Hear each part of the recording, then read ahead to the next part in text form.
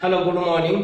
आज हम जो कल प्रीवियस वीडियो में हमने पढ़ा था volume of solid of revolution, किसी भी द्विम आकृति को किसी भी अक्ष के सापेक्ष घुमाते हैं तो जो ठोस बनेगा उसका हमने आयतन का फॉर्मूला पढ़े थे।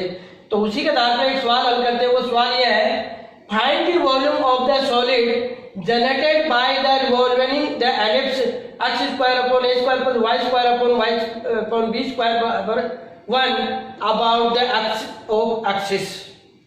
तो अक्ष के सापेक्ष की दीर्घवृत्त को घुमाने पर जो ठोस बनेगा उसका हमें आयतन ज्ञात करना है। तो देखो उसका दीर्घवृत्त का जो डायग्राम हो वो ये होता है, क्योंकि इस दीर्घवृत्त का केंद्र बिंदु क्या होगा, मूल बिंदु। तो ये मूल बिंदु इसका केंद्र बिंदु हो गया।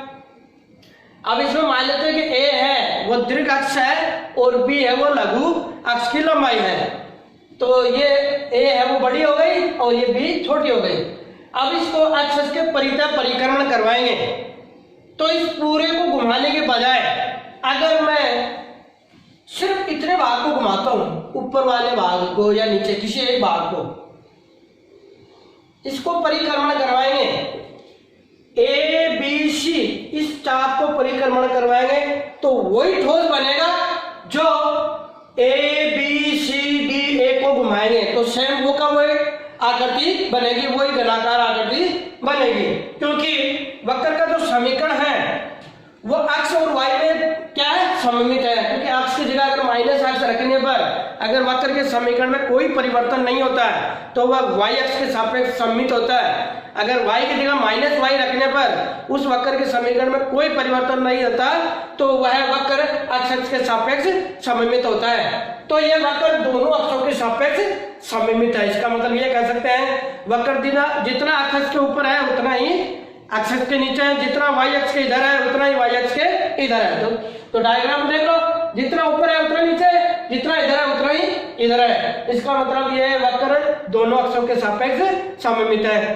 तो हम ऊपर वाले भाग को परिक्रमण करवाएंगे तो वही आकृति बनेगी जो इस पूरे को परिक्रमण करवाते हैं। अगर मैं सिर्फ इतने भाग का ही परिक्रमण करूं ए बी चाप का, तो वह जो बनेगा आयतन वह इस पूरे आयतन के आधे के बराबर होगा। या ये कहते हैं इस पूरे के परिक्रमण से बना ठोस का आयतन इसके द्वारा बने ठोस के आयतन के दुगने के बराबर होता है। ठीक है, तो अतः है चूंकि ये अक्ष के परितः परिक्रमण कर रहा है तो हम जानते हैं फॉर्मूला वो ये होता है आयतन v इक्वल टू समाकलन पाई y स्क्वायर dx। जब कोई वक्र अक्ष के परितः परिक्रमण करे, यहाँ पर अक्ष की लिमिट क्या हो जाएगी, वो हो जाएगी वह चाप के लिए। अब क्योंकि हमें इसका ये फॉर्मूला होता है, हमें चाप ए बी सी के परिक्रमण से बने ठोस का आयतन, तो चाप ए बी सी के परिक्रमण से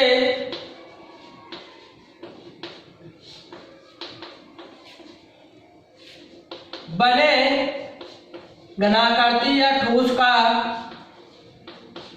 आयतन वो किसके बराबर हो जाएगा, वो बराबर हो जाएगा चाप दुगुना 2 इंटू चाप ए बी के परिक्रमण से बने ठोस का आयतन।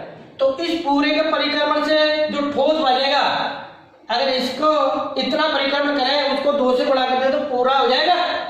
तो ये बराबर हो जाएगा 2 इंटू समाकलन चाप ए बी के लिए हो जाएगा, क्योंकि अक्ष के सापेक्ष परिक्रमण कर रहे हैं तो इसका फॉर्मूला ये, यहां पर इस चाप के लिए अक्ष का मान क्या हो जाएगा 0 और यहां पर अक्ष का मान क्या हो जाएगा a। तो यह आ जाएगा 2 इंटू समाकलन 0 to a pi y square का मान इस वक्र के समीकरण से रख देंगे। इसको सोल्व किया, इसको इधर लेंगे b स्क्वायर को इधर लेंगे तो y स्क्वायर बराबर आ गया b square into 1 minus x square upon a square. तो यह आ जाएगा b square into 1 minus x square upon a square dx।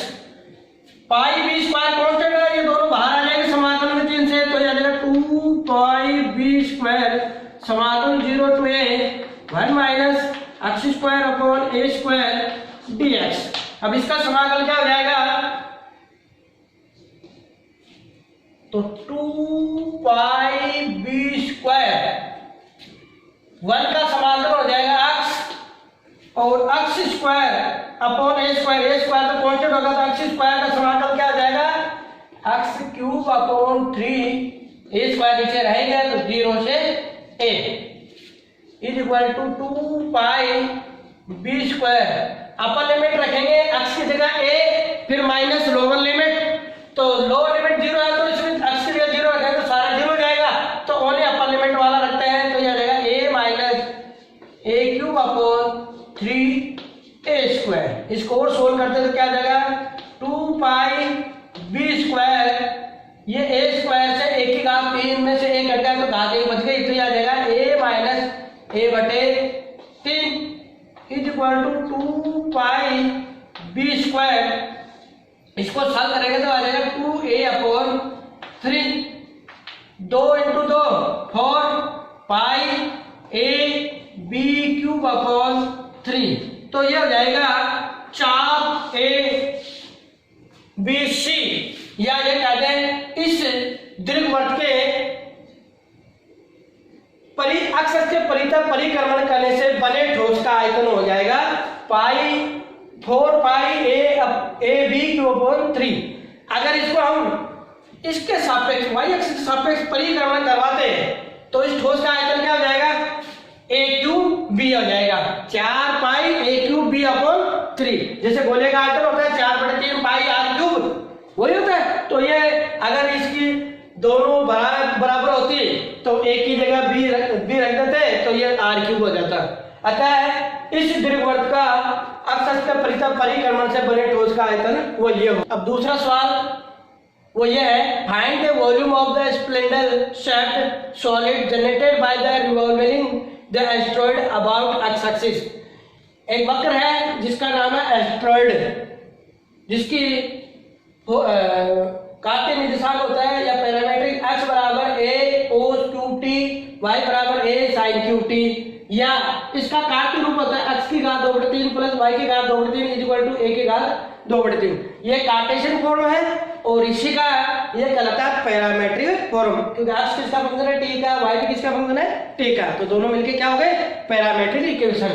तो यह वो एस्ट्रॉइड है, इसको अक्ष के परितः परिक्रमण कराने पर बने ठोस का हमें आयतन ज्ञात करना है। तो हमें गिवन कर्व या एस्ट्रॉइड इज x की घात 2/3 प्लस y की घात 2/3 इज इक्वल टू a की घात 2/3। क्योंकि यह वक्र दोनों अक्षों के सापेक्ष सममित है, क्यों, x की जगह माइनस एक्स रखने पर भी इस वक्र में कोई परिवर्तन नहीं होगा और y की जगह माइनस y रखने पर भी इस वक्र में कोई परिवर्तन नहीं होगा। क्यों नहीं होगा, क्योंकि घात कितनी है, दो सम है, और सम किसी भी ऋणात्मक घात की घात सम हो, ऋणात्मक संख्या की घात सम हो तो वह धनात्मक हो जाता है। अतः यह वक्र दोनों अक्षों के सापेक्ष सममित है। अर्थात यह कह सकते हैं कि जितना एक्स के ऊपर है उतना ही एक्स के नीचे है, जितना वाई अक्ष के इधर है उतना ही वाई अक्ष के इधर है। तो जब इस वक्र का डायग्राम ये होता है तो ये कहलाता है एस्ट्रॉइड का डायग्राम। ये एक्स एक्सिस हो गई, एक्स एक्सिस ये हो गई वाई एक्सिस, और ये हो गया मूल बिंदु, क्योंकि मूल बिंदु इस वक्र का सेंटर पॉइंट हो गया। अब क्या करेंगे, इस वक्र को एक्स एक्सिस के परितः परिक्रमण करवाएंगे। तो ये एक्स एक्सिस होगी, इस पूरे को घुमाने के बजाय अगर हम चाप ए बी सी को घुमाएं तो भी वही आकृति बनेगी भाई, A B C D A, इस पूरे को घुमाएंगे तो भी वही आकृति बनेगी, क्या ए बी सी को घुमाएंगे तो भी वही आकृति बनेगी। तो हम चाप ए बी सी को घुमाने पर परिक्रमण कराने से बने ठोस का आयतन वो चाप ए बी के परिक्रमण से बने ठोस के आयतन के दुगने के बराबर होता है, क्योंकि ये जितना y अक्ष के इधर है उतना ही y अक्ष के ये इधर है, तो हमें सिर्फ इतने को परिक्रमण करवाना है। तो देखो परिक्रमण करवाएंगे तो जो ठोस है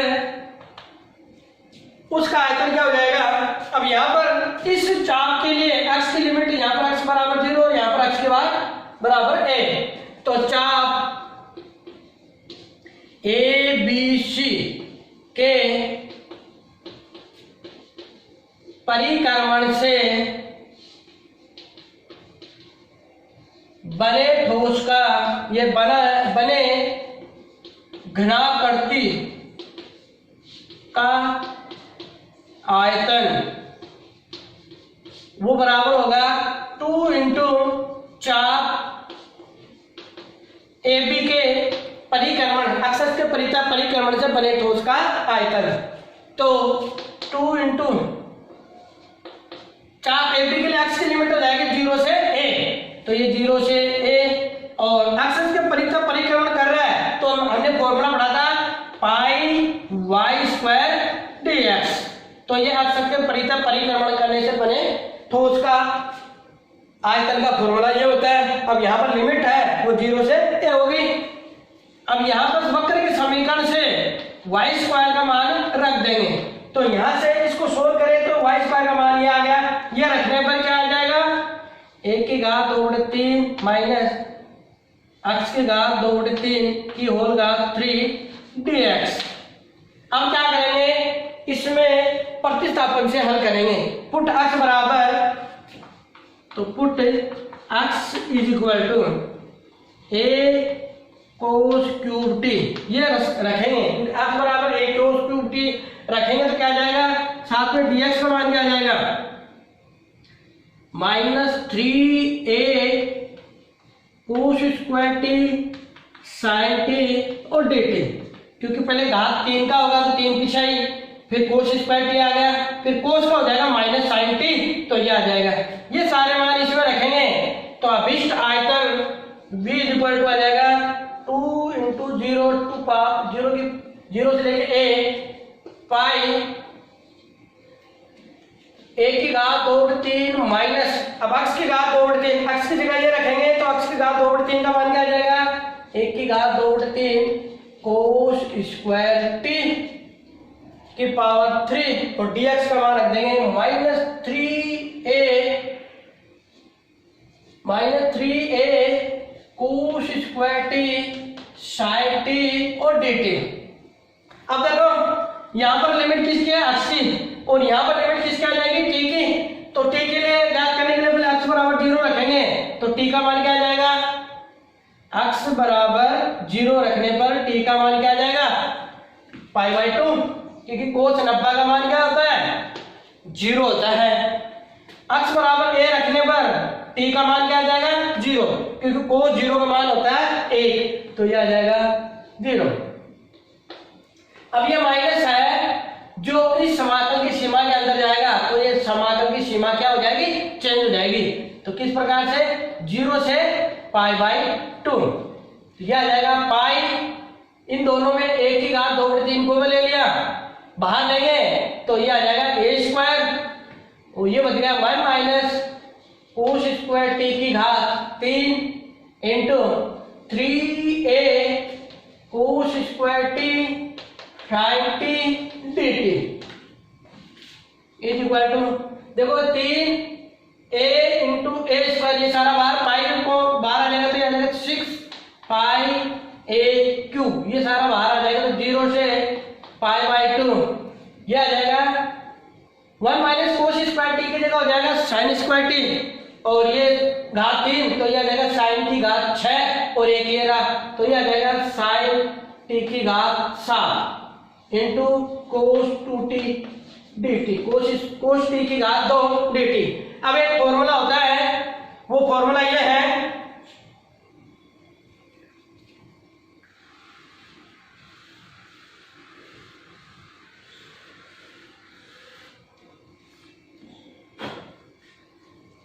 तो फॉर्मूला ये है समाकलन 0 से π/2 sine n theta cos m theta d theta बराबर होता है gamma n plus 1/2 gamma m plus 1/2 upon 2 gamma n plus m plus 2 upon 2।